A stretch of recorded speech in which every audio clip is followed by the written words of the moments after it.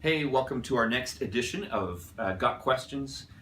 Today we're going to answer the question, at least a little bit, is it okay to be angry with God sometimes?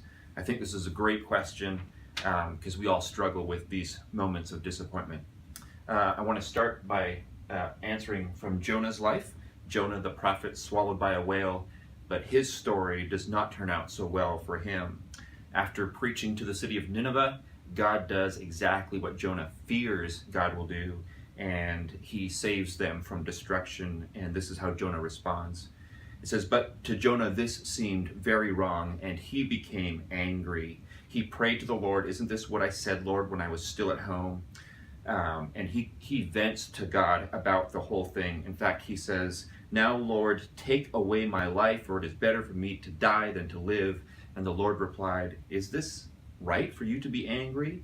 And Jonah continues to defend his anger and to kind of have this big, drama queen sort of a moment where he sits and he pouts over Nineveh being rescued.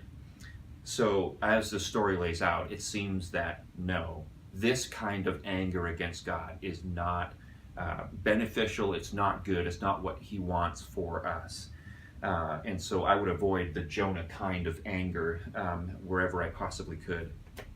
It does seem that the Lord wants us to bring our honest complaint to him, though. Psalm 142, it says, "I cry aloud to the Lord, I lift up my voice to the Lord for mercy. I pour out before him my complaint, before him I tell my trouble." Later on it says, "Look and see, there is no one at my right hand, no one is concerned for me. I have no refuge, no one cares for my life. I cry to the Lord, I say, you are my refuge, my portion in the land of the living. Listen to my cry, for I am in desperate need. Rescue me from those who pursue me. They are too strong for me. Set me free from my prison." And then notice this, it says, "That I may praise your name, then the righteous will gather about me because of your goodness to me." And so we see the psalmist vent and let the Lord know of their situation, but also it comes back to this idea of, God, you are still good, and I want you to deliver me so that I may bring glory to you, that I may praise you. And so the complaint moves to a change that is genuine and honest, and a change that is initiated by God. And I think a lot of us are in situations where we do need to come before God and let him know what we're upset about, but also come to him and ask for his comfort and for him to change us. And sometimes that means we need to be healed from something in our past, and sometimes that means our perspective about who God is also needs to be changed.